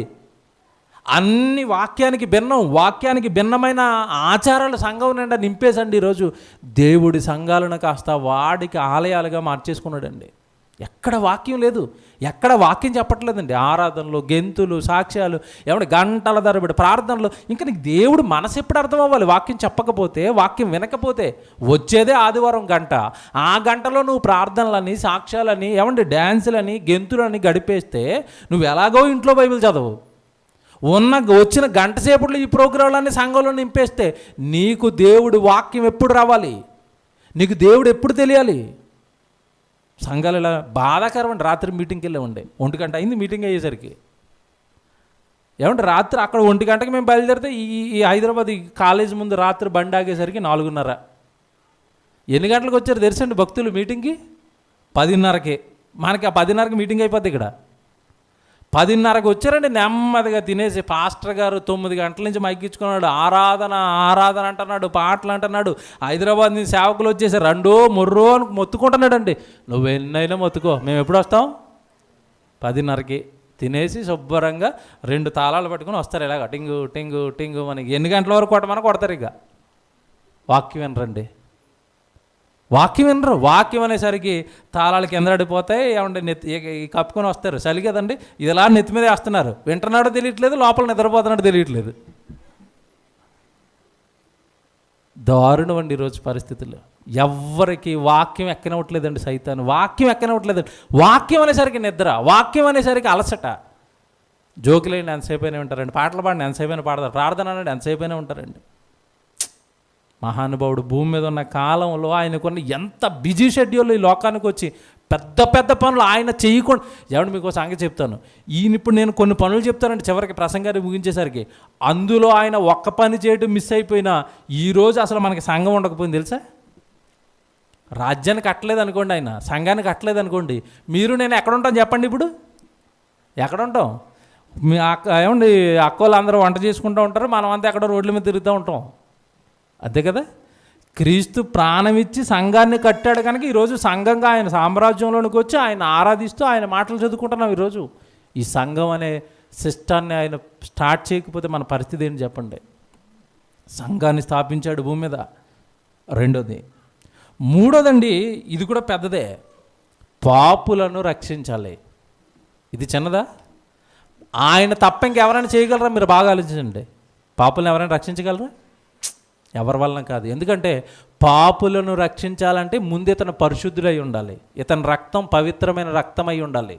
ప్రవక్తలు అందరినీ తీసుకోండి, మంచి వాళ్ళే, కానీ ఎక్కడో ఒక చోట ఏదో ఒక సందర్భంలో వాళ్ళు కూడా ఏం చేశారు? పడిపోయారు, చిన్న చిన్న తప్పులు చేశారు. కనుక పాపులను రక్షించడానికి, ప్రాణం పెట్టడానికి ఒకే ఒక ఎలిజిబుల్ క్యాండిడేట్ ఎవరు? యేసుప్రభువు అండి. అందుకే బైబిల్లో ఉన్న మాట, పాపులను రక్షించుటకు క్రీస్తు యేసు లోకంలోనికి వచ్చానని ఉంటుంది. మనోళ్ళేమో పుట్టాడు అంటారు ఇల్లు. పాపులను రక్షించడానికి క్రీస్తు యేసు లోకంలోనికి వచ్చాడు వచ్చాడు వచ్చాడు. రెండో రాకడ అని భలే అంటారండి. రెండో రాకడ అయితే ముందుది ఏమవుతుంది? ఏమంటే క్రిస్మస్ని ఏ రాకడ అనాలి చెప్పండి? ఇప్పుడు రెండోసారి వచ్చేది రెండో రాకడ అంటున్నావు. అది రెండో రాకడ అయితే మొదట వచ్చింది మొదటి రాకడ కదండి. అది మొదట రాకడ అన్న పదం విన్నారా ఎప్పుడైనా? బైబిల్ చెప్తుంది అదంతా. పాపులను రక్షించడానికి క్రీస్తు యేసు లోకంలోనికి మొదట రాకడ ద్వారా వచ్చాడు, రక్షించడానికి ప్రాణం పెట్టాడు. పాపులందరి దగ్గరికి వెళ్ళాడండి, తిరిగాడండి. సమర స్త్రీని మార్చేశాడు, వ్యభిచారమందు పట్టుబడిన స్త్రీని మార్చేశాడు, పొట్టి జక్కైన మార్చేశాడు. ఎంతమందినండి మార్చేశాడండి. వలలు పట్టుకొని ఉన్నారు ఈ అపోస్తలులు 12 మంది. చేపలను ఏం పడతారు? రండి, నేను మనుషులను పట్టే జాలర్లుగా చేస్తాను అన్నాడు. అందరినీ మార్చుకుంటూ వెళ్ళిపోయాడండి. పాపులను రక్షించాడు. మీటింగ్లు పెడితే ఎక్కువగా ఎక్కడైతే కూడా తెలుసండి, యేసుప్రభు మీటింగ్లని ఎక్కడ జరిగాయి? ఎక్కువగానండి పాపుల ఇంట్లోనే ఈయన మీటింగ్లన్నీ. ఈ శాస్త్రులు పరిచయాలు కారాలు మిరలు నూరేసేవారండి. ఏమనేవారు తెలుసా ప్రతిసారి? అసలు ఈయన యూదుల్లో పుట్టాడు, యూదుడు అయ్యి ఉంటే ఎక్కడికి వెళ్తున్నాడు మాట్లాడితే? ఆ సమరయుల దగ్గరికి వెళ్తాడు, ఆ సొంకర్ల దగ్గరికి వెళ్తాడు, ఆ పాపులతో గడుపుతాడు. సనుగులండి యేసుప్రభు మీద. ఎందుకంటే వాళ్ళు యూదులే, ఈయన కూడా ఎవరిలో పుట్టాడు? యూదులో పుట్టాడు. మీకు ఒకప్పుడు చూడండి, ఇప్పుడు కాస్త సర్దుకున్నా కానీ ఒకప్పుడు చూడండి గ్రామాల్లో బ్రాహ్మణులని ఉండేవారు. వాళ్ళు ఎవరైనా చిన్న నిమ్మన జాతుల వాళ్ళ దగ్గరికి వచ్చేవారండి ఒకప్పుడు. అసలు వాళ్ళు రావటం కాదు, వీడు వెళ్తే ఇంట్లోకి అంత దూరం నుంచి మాట్లాడేవాడు. అవునా? భయంకరం కదండి ఆ పరిస్థితులు. మీకు ఈ ఉదాహరణ ఎందుకు చెప్తున్నా అంటే, ఒకప్పుడు యూదులు తిని పాపులది అదే, మిగతా అనుజనులది అదే పరిస్థితి. యూదులు ఎలా ఫీల్ అయ్యేవారంటే, మేము పరమ పవిత్రులమే, వీళ్ళందరూ ఎవరు? పాపులు. అసలు ముట్టుకోవడం కాదు, దగ్గరికి కూడా రానిచ్చేవారు కాదు. అందుకే సమరయ స్త్రీ యేసుప్రభు యోహాను సువార్త 4వ అధ్యాయంలో అమ్మ నీళ్ళు అన్నప్పుడు ఆమె ఏమన్నది? నువ్వెందుకయ్యా యూదుడు అయ్యుండి నన్ను నీళ్ళు అడుగుతున్నావు? సమరయులు యూదులతో ఏం చేయరని చెప్పేసింది? సాంగత్యం చేయరు కదా, ఫ్రెండ్షిప్ చేయరు కదా, నువ్వేంటి నా దగ్గరికి వచ్చావు మహానుభావ అంటుంది. అంటే యేసుప్రభు ఎక్కువగా ఎవరి దగ్గరికి తిరిగాడు చెప్పండి? పాపులు పాపులు పాపులు అమాయకులు వాళ్ళే కదా. పాపం చేస్తున్న వాళ్ళని ఏమంటే మీరు బాగా ఆలోచించాలండి. మన మనసుకి యేసుప్రభు మనసుకి తేడా చెప్తున్నానండి. ఎవడన్నా తప్పు చేస్తున్నాడు అనేసరికి నిండా కోపం మనకి. కానీ యేసుప్రభుకి ఆడు పాపం చేస్తున్నప్పుడు ప్రేమ ఎక్కువ పెరుగుతుంది. అదేనండి మనకి యేసుప్రభుకి తేడా. ఒకడు తప్పు చేస్తున్నాడు అంటే, ఒకడు పాపం చేస్తున్నాడు అంటే వాడు నిండుగా ప్రేమించి వాడిని సక్రమైన దారిలోకి తెచ్చుకోవాలి. ఇది క్రైస్తవ్యానికి నేర్పింది. దూషించడం, ద్వేషించడం కాదు. అది క్రైస్తవ్యమే, క్రైస్తవ తత్వమే కాదు అది. కనుక పాపులతో తిరిగాడు, పాపుల కొరకు ప్రాణం పెట్టాడు, పాపులను రక్షించాడు. ఇప్పుడు ఎన్ని చెప్పాను చెప్పండి? 3.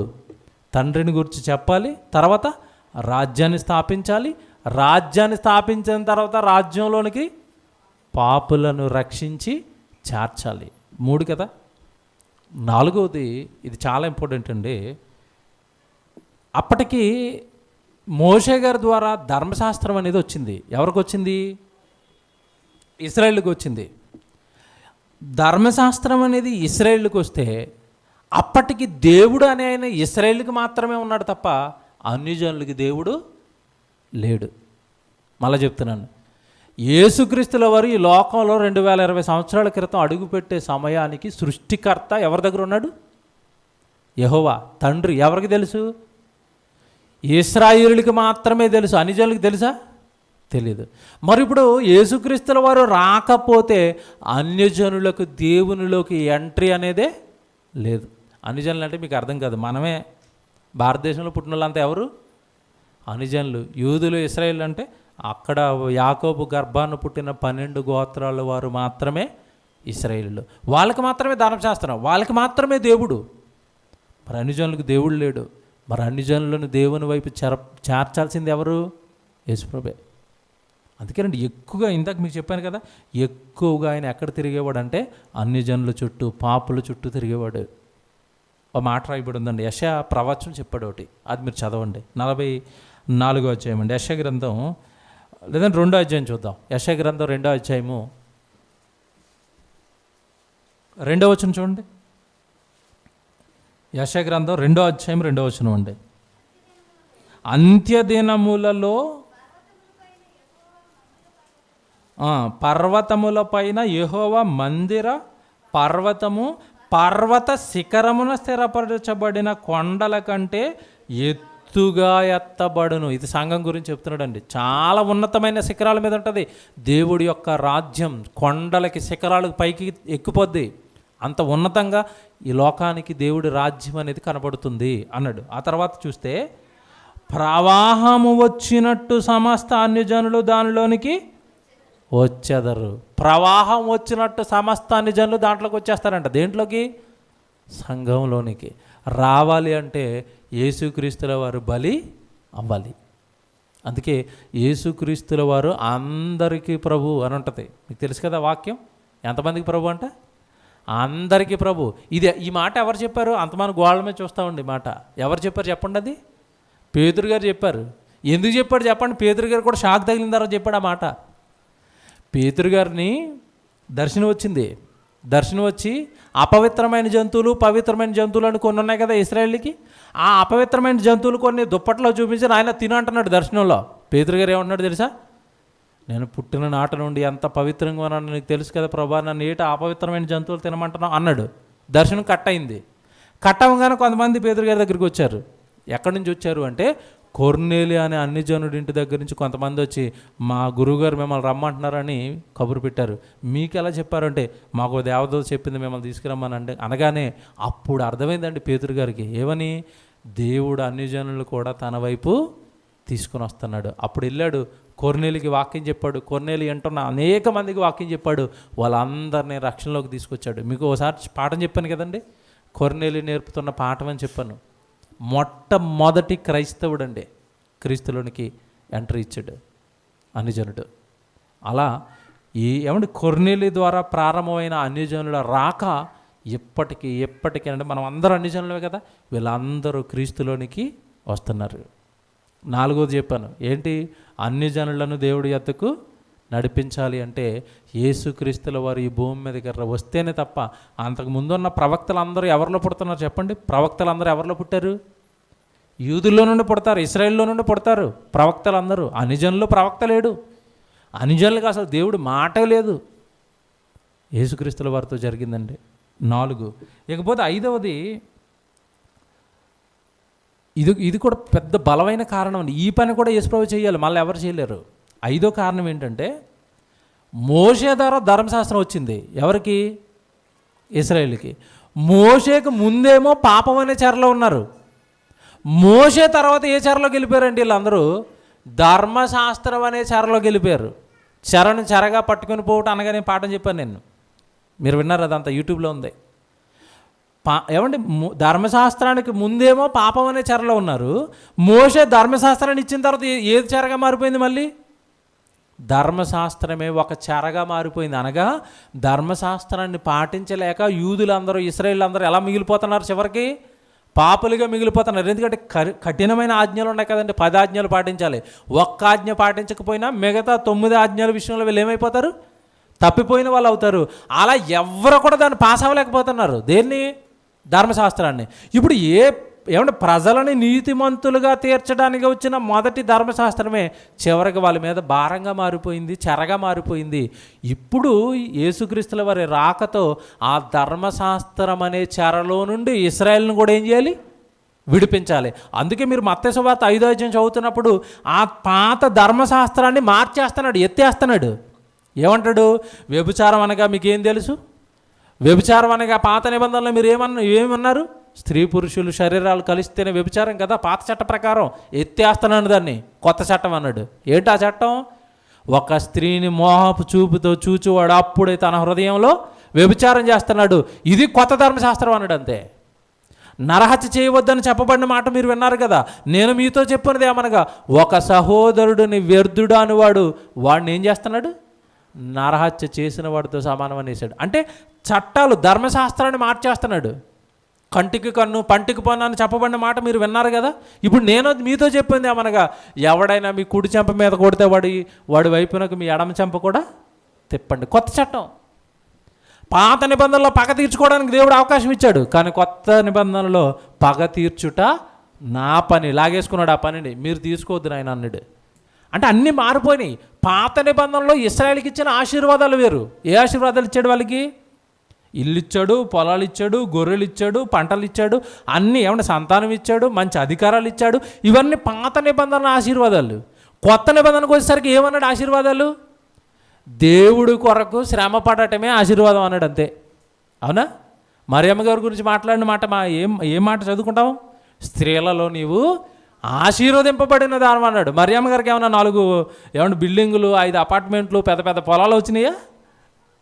వచ్చినాయి మరియమ్మ గారికి? కష్టాలు, కన్నీళ్ళు. అంటే కొత్త నిబంధన ప్రకారం ఆశీర్వాదాలు అంటే ఏంటి? నీకు దేవుడు వాక్యం దొరకటం ఆశీర్వాదం, సత్య సంబంధమైన సంఘంలో ఉండటం ఆశీర్వాదం, ఆ సంఘంలో జరిగిస్తున్న పనిలో నువ్వు శ్రమ పడటం, అలిసిపోవటం నీకు ఆశీర్వాదం. ఇది కొత్త నిబంధన ఆశీర్వాదం. ఎందుకు? ఇక్కడ నువ్వు శ్రమ పడితే మరణం తర్వాత నీకు విశ్రాంతి అన్నాడు. అన్నీ మారిపోయినాయండి. పాతది వేరు, కొత్తది వేరు. బైబిల్లో చక్కగా దేవుడు అండి, నేను చాలాసార్లు ఆలోచించానండి. బైబిల్ ఎలాగ ఉంటుంది కదా, పాత నిబంధనకి కొత్త నిబంధనకి మధ్యలో ఏముంటుంది చెప్పండి. ఒకటి, ఓ పేపర్ అడ్డెట్టి ఆ పేపర్ స్టార్టింగ్లో ఏమన్నా చెప్పండి. అక్కడ ఎప్పుడైనా చూసారా? మత్తయి సువార్తకి మొదట్లో ఏమని చూడండి, అక్కడ ఏమన్నది? ఆ పేపర్ తీయండి. మత్తయి సువార్త మొదటి అధ్యాయానికి ముందున్న పేపర్ తీయండి.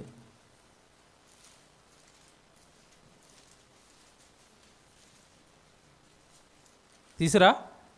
మన ప్రభువును రక్షకుడునైన యేసుక్రీస్తును గూర్చిన కొత్త నిబంధన గ్రంథము అంటే అర్థం ఏంటి చెప్పండి? నిబంధన అన్న పదం ఏమంటే మన తెలుగు మర్చిపోయాం, ఇంగ్లీష్లో చెప్తాను. నిబంధనకి దగ్గర పదం అగ్రిమెంట్ అండి. అగ్రిమెంట్ అంటే మీకు అర్థమవుతుంది కదా. అగ్రిమెంట్ అంటే అర్థం ఏంటి? ఇదిగో మనం ఇందులోకి దిగేటప్పుడు ఒక అగ్రిమెంట్ రాసుకున్నాం. ఏమని? మేము ఇంత రెంట్ ఇస్తాము, ఇంతకాలం మీకు మాకు ఒక సంవత్సర కాలం అగ్రిమెంట్ అంటే అర్థం ఏంటి చెప్పండి? అగ్రిమెంట్ అంటే ఒప్పందం, నిబంధన లేదా ఒక చట్టం. ఇప్పుడు దేవుడు చక్కగా ఒక పేజ్ ఇలా ముగించి ఇప్పటి నుంచి మీకు ఏమి ఇస్తున్నానని పెట్టాడు ఇక్కడ, కొత్త నిబంధన. ఏమంటారు? మీకు ఒక సంగతి చెప్తాను. రెంటల్ అగ్రిమెంట్ ఉంటుంది కదా, అది ఎంతకాలానికి రాసుకుంటారు? సంవత్సరానికి రాసుకుంటారు. సంవత్సరం తర్వాత అది ఏమైపోతుంది చెప్పండి? పాతది. తర్వాత ఏం రాసుకుంటారు? మళ్ళీ సంవత్సరం తర్వాత కొత్తది రాసుకుంటారు. ఇప్పుడు ఈ పాతదే ఉంది, కొత్తదే ఉంది. రెండాట్లో దేనికి చెల్లుబాటు ఉంటుంది చెప్పండి? ఏది చెల్లుతుంది? కొత్తగా రాసుకున్నది చెల్లుతుంది. పాతది ఏమైపోతుంది చెప్పండి? ఆటోమేటిక్గా అయిపోయింది, ఎక్స్పైర్ అయిపోయింది. అది పాత నిబంధన కూడా దేవుడు ఇశ్రాయేలుకి ఇచ్చిన ఆయన అది అయిపోయింది, నీకు కొత్తది వచ్చిందని ఇక్కడ పేజ్ పెట్టి కొత్త నిబంధన అని ఇంత పెద్ద రాసాడు. మళ్ళీ అక్కడ చిన్నగా ఉన్నాయి, పెద్దగా ఉన్నాయి చూడండి. అక్కడ ఇంతంత రాసాడండి. మళ్ళీ కొత్త అగ్రిమెంట్ ఆయన చూసుకో అన్నాడు. ఈ అగ్రిమెంట్ చూడలేదండి ఎవరు. మాకు అన్నీ అక్కడే బాగున్నాయి. ఎక్కడ? పాత రెంట తక్కువ ఉంటుంది, కొత్త రెంట ఎక్కువ ఉంటుంది. ఇప్పుడు ఏది నచ్చుతుంది అది మనిషికి? పాతదే నచ్చుతుంది, ఎందుకు? తక్కువ కదా. అలాగుంది ఈరోజు క్రైస్తవుల పరిస్థితి. పాతనైనా అది ఇశ్రాయేలుకి ఇచ్చాను ఆయన, అది మీకు కాదు నాయన. రోమపత్రిక 9:4 పౌలు గారు మొత్తుకుంటున్నది అదే కదండి. దత్తపుత్రత్వం, వాగ్దానాలు, ఆశీర్వాదాలు అన్నీ వాళ్ళవన్నాడు. లేదు మాకే అంటున్నారు వీళ్ళు. దేవుని పిల్లలరా, కనుక క్రీస్తు ఈ లోకానికి వచ్చిన వాటిల్లో ప్రథమమైనది ఆ ధర్మశాస్త్రం. ఆ పాత చెరలో నుండి అందరిని ఇశ్రాయేలుని విడిపించాలి. ఇశ్రాయేలుని విడిపించి ఇశ్రాయేలీలను అలాగే అన్యజనులను ఇద్దరిని ఏకం చేయాలి. ఏకం చేశాడా? చేశాడు. మీరు రాసుకోండి, టైం అయిపోతుంది కదా. ఎఫెసీ పత్రిక 2:10 నుంచి మీరు రాసుకోండి. నోట్స్ రాసుకుని ఇంటికి వెళ్ళిన తర్వాత చదవండి. వాక్యాలన్నీ చదవాలండి, బైబిల్ బాగా. ఎఫెసీ పత్రిక 2:10 నుంచి అలా చదువుకుంటూ వచ్చేస్తే 14, 15, 16 వరకు చదవండి. అక్కడ ఏమంటాడు తెలుసా? ధర్మశాస్త్రం అనే మధ్య గోడను పడగొట్టి మన ఉభయులను ఏకము చేసెను అని ఉంటుంది. ఎఫెసీ పత్రిక 2:10, 10, 11, 12, 13, 14 ఈ వచనాల్లో ఉంటుందండి ఇదంతా. అంటే ఒక పక్క అన్ని జనులను, మరో పక్క ధర్మశాస్త్రం అని చెరలో ఉండిపోయిన ఇశ్రాయేలును ఇద్దరిని ఒకటి చేసి ఒక నూతన చట్టాన్ని దేవుడిచ్చేసాడు. అంటే యేసుక్రీస్తుల వారి రాకతో దేనికి అంతం పడింది అంటే ధర్మశాస్త్రానికే ముగింపు పడిపోయింది. రోమపత్రికలు అంటాడు, యేసుక్రీస్తుల వారు సిలువలో ధర్మశాస్త్రానికి ముగింపు పలికేశాడు. అయిపోయిందండి, క్లోజ్ అయిపోయింది ధర్మశాస్త్రం. అందులో రాయబడినవన్నీ నెరవేర్చేశాడు. ధర్మశాస్త్రంలో రాయబడినవన్నీ క్లోజ్ చేశాడు. దాన్ని కొత్త చట్టం ఇచ్చాడు. దేవుని పిల్లలరా, ఇన్ని పనులు పెట్టుకొని యేసుక్రీస్తుల వారు లోకానికి వచ్చి బిజీ ఎప్పుడు కూడా ఏమనివ్వడండి? నేను నా తండ్రి పనుల మీద ఉండాలి, నాకు ఇచ్చిన టైం తక్కువ, నాకున్న పనులేమో ఎక్కువ. ఎవడు ఆయన చేస్తున్న పని ఒక్కొక్కటి వివరిస్తుంటే మీకు ఎలా ఉంది చెప్పండి? ఆయన తప్ప ఎవరైనా చేయగలరా ఇవి? ఇన్ని పనులు పెట్టుకుని రాజులకు రాజు, ప్రభువులు ప్రభు ఈ లోకానికి వచ్చి ఇన్ని పనులు చేసి ఇంత గొప్పగా దేవుడి గురించి చెబితే ఆయనకి పుట్టినరోజు చేస్తున్నారే తప్ప ఆయన ప్రారంభించిన ఈ పనుల్లో దేంట్లోనైనా పాత్ర తీసుకుంటున్నారా? మీరు చెప్పండి, దేంట్లోనైనా పాత్ర తీసుకుంటున్నారా? తండ్రిని గురించి చెప్పడానికి వచ్చాడండి. మనం ఏమైనా చెప్తున్నావా? ఆయన చేసి వెళ్ళిపోయాడు, దాన్ని కొనసాగించాలిగా. నువ్వేమైనా తండ్రి గురించి చెప్తావా? ఆయన రాజ్యాన్ని స్థాపించి వెళ్ళిపోయాడు, ఆ రాజ్య విస్తరణ కొరకు నువ్వేమైనా కష్టపడతావా? ధర్మశాస్త్రం అనే చెరలో ఉండిపోయారు అన్నాడు. ఇప్పటికీ మన క్రైస్తవులే ఆ పాత నిబంధనలు, ఆశీర్వాదాలని అక్కడ ఉండిపోయారు. ఇప్పటికీ క్రైస్తవులు వాళ్ళని విడిపించడానికి నువ్వేమైనా వాక్యాలు చెబుతున్నావా? యేసుక్రీస్తుల వారు చేసి వెళ్ళిపోయిన వాటికి కొనసాగింపు నువ్వేమైనా చేస్తున్నావా? ఇన్ని పనులండి. ఎన్ని చెప్పాను ఇప్పటికీ? 4, 5? 5 అండి. చివరిది 6వదండి. ఇంకా చాలా చెప్పుకోవచ్చు, కొన్ని చెప్తున్నాను. 6వది ఇది ప్రథమమైందండి. 33.5 ఏళ్ళు ఎందుకు బ్రతికాడో ఇప్పుడు మీకు అర్థమైపోద్ది. 6వ కారణం ఏంటంటే, మట్టి శరీరంతో ఉండి కూడా పాపం చెయ్యకుండా బ్రతకగలం అన్నది నేర్పించాడు. మళ్ళీ చెప్తున్నాను, మట్టి శరీరంలో ఉండి కూడా ఏం చేయకుండా బ్రతకొచ్చు? పాపం చేయకుండా బ్రతకొచ్చు. ఆయన మట్టి శరీరంతో ఈ లోకానికి రాకుండా పరలోకంలో ఉండి ఈ వాక్యాలన్నీ మనకు చెప్తున్నాడు అనుకోండి. ఏమని? మీరు పరిశుద్ధులుగా ఉండాలి, మీరు పవిత్రులుగా ఉండాలి, మీరు అబద్ధాలు ఆడకూడదు, మీరు దొంగతనాలు చేయకూడదు, మీరు వ్యభిచారం చేయకూడదు అన్నారనుకోండి. ఈ మనుషులు మామూలు వాళ్ళు కాదు కదా. ఆయనకే ఒక క్వశ్చన్ వేసేవారు. ఏమని? నువ్వేంటి ప్రభా పరలోకంలో కూర్చుని ఎన్నైనా చెప్తావు, మాలాంటి దేహం ధరించుకుంటే నీకు అర్థమని అంటారు వీళ్ళు. అవునా? కనుక నీకే దేహం ఉందో ఆ దేహంలోకే నేను వస్తాను, కానీ నేను పాపం చెయ్యను. అంటే మట్టి శరీరంలో ఉండి కూడా పాపం చేయకుండా పవిత్రులుగా బ్రతకొచ్చు అన్నది నేర్పడానికి వచ్చాడు. అందుకే 1 సంవత్సరం కాదు, నేను ఉంటా 33.5 ఏళ్ళు ఉన్నాను కదా. సవాలండి, ఒక సవాల్ చేశాడు యోహాను సువార్త, మీకు తెలుసా అంతా. 33.5 ఏళ్ళు ఉన్నాను కదా, నాలో పాపం ఉన్నదని మీలో ఎవడు స్థాపిస్తాడు అన్నాడు. ఎక్కడ? ఆయన ఏ ప్రాంతంలో పెరిగాడో, ఏ ప్రాంతంలో తిరిగాడో అదే ప్రాంతంలో నిలబడి చెప్పాడు, నాలో పాపం ఉన్నదని మీలో ఎవడు మనం ఈ డైలాగు మన ఊర్లో వేయగలం చెప్పండి? మీ ఊర్లో నాలో పాపం ఉందని మీలో ఎవడు చెప్తాడు రానండి? ఇటు నుంచి కొంతమంది, ఇటు నుంచి కొంతమంది, ఇటు నుంచి కొంతమంది వస్తారు. అవునా? ఎన్నిసార్లు రా నేను అక్కడ చూశాను, ఎక్కడ? కళ్ళు దుకాణం కాడ. ఎన్నిసార్లు రా నువ్వు అబద్ధాలు ఆడుతుంటే చూశాను, ఎన్నిసార్లు రా నువ్వు దొంగతనం చేస్తావు, నువ్వా మాకు నిధులు చెప్పడానికి వచ్చావు అంటారా అనరా? మనకిది. కానీ యేసు ప్రభు ఎక్కడ పెరిగాడు అక్కడేనండి అంటున్నాడు. ఎంత ధైర్యం ఉండాలండి. నాలో పాపం ఉన్నదని మీలో ఎవడని చూపిస్తాడా? ఒకడు సింగిల్, ఒకడు చూపించండి నాలో అన్నాడు. అంటే మట్టి శరీరంతో ఉండి కూడా ఎలా బ్రతకొచ్చు? పాపం చేయకుండా పరమ తండ్రి కొరకు ఈ దేహాన్ని ఇవ్వచ్చు అన్నది నిరూపించాడు. దేహాన్ని ఇచ్చేయచ్చండి, యేసుప్రభు ఇచ్చేశాడు, మనలాంటి దేహమే.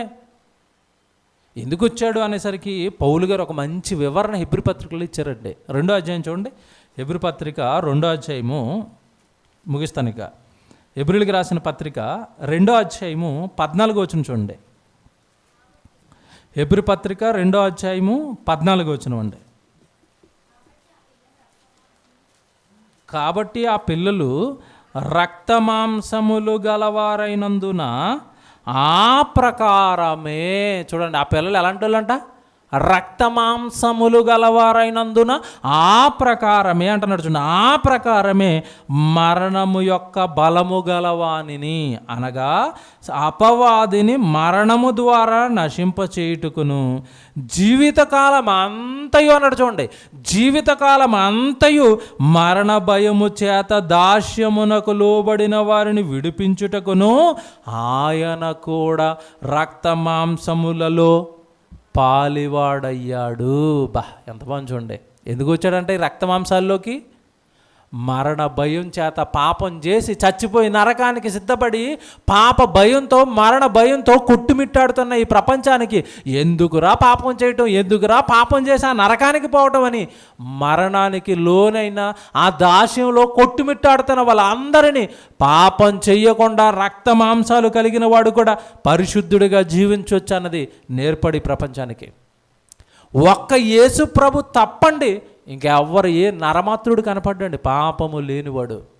అంటే ఒక ఎగ్జాంపుల్, రక్తమాంసాల్లో ఉండి కూడా దేవుడి కొరకు బ్రతకొచ్చు, రక్తమాంసాల్లో ఉండి కూడా పాపం చేయకుండా ఉండొచ్చు, రక్తమాంసాల్లో ఉండి కూడా పరమ తండ్రికి పూర్తిగా జీవితాన్ని అర్పించవచ్చు. నీకు ఆ గట్స్ ఉంటే, తండ్రి కొరకు బ్రతకాలన్న నిర్ణయం ఖచ్చితంగా బలంగా నువ్వు తీసుకుంటే జీవితకాలం అంతా తండ్రి కొరకు బ్రతకొచ్చు అని ప్రాక్టికాలిటీ అండి. ప్రాక్టికాలిటీ చేసి చూపించేశాడు ఈ లోకానికి. ఏంటండి ఆయన జీవితం ఏంటండి? ఎక్కడ స్వలాభం లేదు, ఎక్కడ సొంత ఆలోచనలు లేవు, ఎక్కడ సొంత కోరికలు లేవు, ఇల్లు లేదు, పొలం లేదు, పిల్లలు లేరు, సంసారం లేదు, తండ్రి తండ్రి తండ్రి తండ్రి, జీవితకాలం అంతా పరమ తండ్రి కొరకు ఇంత గొప్పగా బ్రతకొచ్చు అని చేసి చూపించాడండి ప్రాక్టికల్గా. ఇది పెద్దదండి, ఇది పెద్ద కారణం రక్త మాంసాల్లోకి ఎందుకు వచ్చాడు. ఇక చివరిది ఇంకా చాలా చెప్పుకోవచ్చు, కానీ ప్రాముఖ్యమైనది ఒకటి ఉంది. ఆ చివరిది ఏంటంటే ఆయన రాకతోనే అంచె దినాలు అనేవి ప్రారంభించేశాడండి. అవునా? ఎప్పుడు పుట్టాడని యేసుక్రీస్తుల వారి గురించి హెబ్రీ పత్రికలో పౌలు గారు చెప్తాడు, అంత్య దినములయందు కుమారుని ద్వారా మనతో మాట్లాడాను. అంటే యేసుక్రీస్తుల వారు రాకే లోకానికి ఏం బెల్ల మోగింది చెప్పండి? అంత్య దినాలు, చివరి దినాలనే బెల్ల మోగింది. యుగముల సమాప్తి అందు తన్ను తానే బలిగా మన కొరకు అర్పించుకొనిను అంటాడు హెబ్రీ పత్రిక 9:26. అలాగే పేతురుపత్రికలో కూడా అంటాడు, కడవరి దినముల యందు ఆయన మనకు ప్రత్యక్షపరచబడిన అంటాడు పౌలు గారు. ఇవన్నీ వాక్యాలండి, టైం అయిపోయిందని చూపించట్లేదు నిన్న. కనుక యేసుక్రీస్తుల వారి రాకతోనే ప్రపంచానికి ఏం మోగాయి అంటే చివరి బెల్లండి, అంచె దినాలు ప్రారంభమైపోయాయి. అందుకే యోహాను గారు అన్న మాట తెలుసు మనకి, ఏమని? మనమంతా ఎక్కడున్నామని చెప్పాడు? చివరి గడియ అంటాడు ఆయన. అయితే దినాలను కూడా అనలేదు యోహాను గారు, చివరి గడియ, చివరిలో ఉన్నాం. ఇక యేసు ప్రభువు ఎప్పుడు వస్తాడో తెలీదు, ఈ లోకం ఎప్పుడు నాశనం అయిపోతుందో తెలీదు. ఆయన రాక కొరకు సిద్ధపడని వాళ్ళందరూ నరకానికి జారిపోతారు. సిద్ధపడి ప్రభు కొరకు ఇలా భక్తిగా ఆరాధనలకు వస్తూ వాక్యం నేర్చుకుంటూ దేవుడు పని చేసుకుంటూ పరిశుద్ధంగా బ్రతికామా, ప్రభు రాకడ దగ్గరలో ఉంది, తీసుకుని వెళ్ళిపోతాడు. చివరిలో వచ్చాడండి, చివరి వాక్యాలకి ఆయనవి చెప్పేశాడు, చెప్పాల్సింది అంతా. కుమారుడు బలేశాడు, మారతారా పరలోకానికి తీసుకెళ్తాను, మారరా పాతాళానికి తొక్కేస్తాను. చివరి దినాలు, అంచె దినాలు ప్రారంభించడానికి వచ్చాడు యేసుక్రీస్తుల వారు. ఇప్పుడు వరకు ఎన్ని చెప్పాను చెప్పండి? సుమారుగా 6-7 చెప్పాను కదా. ఫస్ట్లో చెప్పాను, ప్రశ్న అడుగుతానని, ఇప్పుడు వేస్తానన్నా. మొదటిది ఏం చెప్పాను చెప్పండి? తండ్రిని లోకానికి పరిచయం చేయాలి, తర్వాత దేవుడు రాజ్యాన్ని స్థాపించాలి, ఆ తర్వాత పాపులను రక్షించాలి, ఆ తర్వాత అన్యజనులను దేవుని వైపు నడిపించాలి, ధర్మశాస్త్రం అనే చెరలో ఉండిపోయిన వాళ్ళని విడిపించాలి, ఆ తర్వాత మట్టి శరీరంతో ఉండి కూడా పాపం చేయకుండా ఉండొచ్చని చూపించాలి, ఆ తర్వాత చివరిది అంచె దినాలు ప్రారంభించాలి. ఏమన్నా ఈ చెప్పిన లిస్టులో ఏదైనా చిన్న పని ఉందా? అన్ని పెద్ద పనులని చెప్పండి. అన్నీ పెద్దవే. అయితే ఈ పనులన్నీ యేసుక్రీస్తుల వారు ఎలా చేశాడు చెప్పండి? చివరిది ఇదే మీకు వేస్తానన్న ప్రశ్న. ఈ పనులన్నీ యేసుక్రీస్తుల వారు ఎలా చేశాడు? అన్నీ వాక్యంతో చేశాడు. ఏం చేశాడు? మీకు అర్థం కాలేదు కదా. ఈ పనులన్నీ ఎలా చేశాడు అంటే వాక్యంతోనే చేశాడు. వాక్యం చెప్పే తండ్రి మనకు చెప్పాడు. అంతేనా? ఇంకేమన్నా సెపరేట్ ఏమన్నా చేశాడా? వాక్యం చెప్పే తండ్రి మనకు చెప్పాడు. వాక్యంలోనే దేవుడు రాజ్యాన్ని స్థాపిస్తానని చెప్పాడు. సైతాన్ గడికి ఒక రాజ్యం ఉందని చెప్పాడు. అవునా? వాక్యం చెప్పే పాపులను రక్షించాడు. వాక్యం చెప్పే అనుజనులను తన యొద్దకు నడిపించుకున్నాడు. వాక్యం చెప్పే ధర్మశాస్త్రమైన చెరను లేపేశాడు. పాత లేపేస్తున్నాను, కొత్తది ఇస్తున్నాను అన్నాడు. మీకు అర్థమవుతుందా లేదా? వాక్యం చెప్పే నా రాకతోనే అంచె దినాలు ప్రారంభమయ్యాయని చెప్పేశాడు. ఏమన్నా ఇది అంతా యేసుక్రీస్తుల వారు చేసిన ఈ పెద్ద పెద్ద పనులన్నీ దేంతో చేశాడు చెప్పండి? వాక్యంతో. అందుకేనండి ఆయన అన్న మాట ఈరోజు మీకు అర్థమవుతుంది. ఒక మాట అంటాడు ఆయన, రండి ఇతర సమీప గ్రామములో ప్రకటించుటకు వెళదాం అన్నాడు. ఎందుకు వెళ్ళాలి అంటే, ఇదిగో వాక్యం ద్వారా నేను ఇన్ని పనులు చేయాలి. మనం కూడా ఆ పనులను ఈరోజు ఎలా చేయాలి? వాక్యం చెప్పే కదండి. దెయ్యం పుట్టిగానే పాఠం చెప్పాం. ఎలా చెప్తాం? మనకేమన్నా ల్యాబ్లు ఉన్నాయా దెయ్యాన్ని చూపించడానికి? దేంతో చెప్తాం దెయ్యం ఉందని? వాక్యంతో. పాపం అనేది దేంతో చెప్తాం? వాక్యంతో. పరలోకం ఉందని దేంతో చెప్తాం? వాక్యంతో. అంటే అన్ని పనులు నువ్వు దేంతో చేయగలవు ఈరోజు అంటే నువ్వు వాక్యం నేర్చుకుంటే చేయగలవు. యేసుప్రభు చేసినవి. అంతే తప్ప గుడికి వస్తాను వెళ్ళిపోతాను అంటే ఏం కాదండి. అందుకేనండి మనం ఎలాగో కాస్త అక్కడక్కడ ఉండిపోయామనే యవనస్తులకు యూత్ మీటింగ్ పెట్టి వాళ్ళకి వాక్యం నేర్పుతున్నాం. మత్తయి సువార్త అంతా చదివించి వాళ్ళకి పరీక్షలు పెడుతున్నాం. మత్తయి సువార్త మీద పరీక్షలు రాస్తున్నారు వాళ్ళు. ఇటు మరో పక్క ఈ పిల్లలండి, చిన్నపిల్లలకి ఒక టీంనే పెట్టామే, నలుగురు టీచర్లు, ఒక ఇన్ఛార్జు, వాళ్ళకి ప్రతిరోజు పాఠాలు చెప్పటం, మళ్ళీ అప్పచెప్పించుకోవటం, వాళ్ళతో వీడియోలు చేయించటం, వాళ్ళని రుద్దుతున్నారండి పిల్లల్ని. ఇంటర్నేషనల్ స్కూల్లో రుద్దుతారు చూడండి, అలా రుద్దుతున్నారు టీచర్ల పాపాలని. మెసేజ్ల మీద మెసేజ్లు, ఆ గ్రూప్లో వీడియోలు పెట్టండి, నేర్చుకోండి వాక్యాలు, వీడియోలు పెట్టండి. మంచి సిస్టమ్ అండి. ఇదంతా ఎందుకు చేస్తున్నాం తెలుసండి? యేసు ప్రభు వాక్యంతోనే సమస్తం చేశాడు, మనం కూడా వాక్యంతోనే సమస్తం చేయగలమండి. వాక్యం ఉంటే అన్నీ ఉన్నట్టేనండి. ప్రతి సమస్యకు సొల్యూషను వాక్యమే. ప్రతి సమస్యకు ఏమండి మూలం, సూత్రం. ఆ సమస్య పరిష్కారానికి నీకు ఆధారం కావాలి అంటే వాక్యం దగ్గరికి రావాలి. కనుక యేసు ప్రభు ఇంత పెద్ద పెద్ద కార్యక్రమాలన్నీ వాక్యంతో చేసేశాడు. వాటిని కొనసాగించాల్సిన బాధ్యత మాత్రం మన మీద ఉంది. పండగలు చేసి ఇప్పుడు చేసుకోండి, తప్పు అంటలేదని, చేయండి. యేసు ప్రభు పుట్టాడు, ఆనందమే, కాదంటం లేదు. కానీ 25 ఒక్కరోజు పండగ చేస్తావు, మరి 26 డ్యూటీకి వెళ్ళిపోతావా? 27 మీ బంధువుల ఇంటికి వెళ్ళిపోతావా? ఒక్కరోజు ఆయనకి హ్యాపీ, మిగతా అన్ని రోజులు నీకు హ్యాపీయా? ఇదేం దారుణం అండి. ప్రారంభం పెట్టిన ఆయనకి నువ్వు ఇచ్చే సంతోషం ఇదా? నీ కొరకు మహాలోకాన్ని విడిచిపెట్టి ఈ లోకానికి వచ్చి నీ కోసం 33.5 సంవత్సరాలు ఉంటే ఒక్కరోజు ఏమంటే సంవత్సరానికి రోజు పండగ చేసి హ్యాపీగా ఉన్నాడు మా ప్రభు అని ఇంటికి వెళ్ళిపోతావా? ఏంటండి ఇవి? ఎక్కడ దేవుడు, ఎక్కడ వాక్యం, ఎక్కడ క్రైస్తవ్యం? దేవుని పిల్లలరా, కనుక ఇవన్నీ మీరు జ్ఞాపకం పెట్టుకోండి. పెద్ద పెద్ద పనులు పెట్టుకుని లోకానికి వచ్చాడు, టైం సరిపోవట్లేదండి. మహానుభావుడు నిద్రపోలేదండి పనులు చేయడానికి. మనమేమో హ్యాపీగా నిద్రపోతున్నాం, పని లేదు, పాట లేదు, సువార్త లేదు. నిద్ర, పని, నిద్ర, తిండి. నిద్ర లేదు, తిండి లేదు, పరమ తండ్రి పని, యేసుక్రీస్తు వారి జీవితం. కానీ ఈరోజు మనకి ఎందుకు ఆ స్థాయికి, ఆ స్థితికి ఇంకా రాలేదండి. ఎక్కడో అలాగున్నాం అంతే. రాలేదా? పరలోకాన్ని పోగొట్టుకుంటామండి. ఎన్ని ప్రసంగాలు విన్నా నాకు కాదనుకుంటావా? నరకమే, ఏం చేయలేమండి. ప్రార్థన చేసుకుందాం.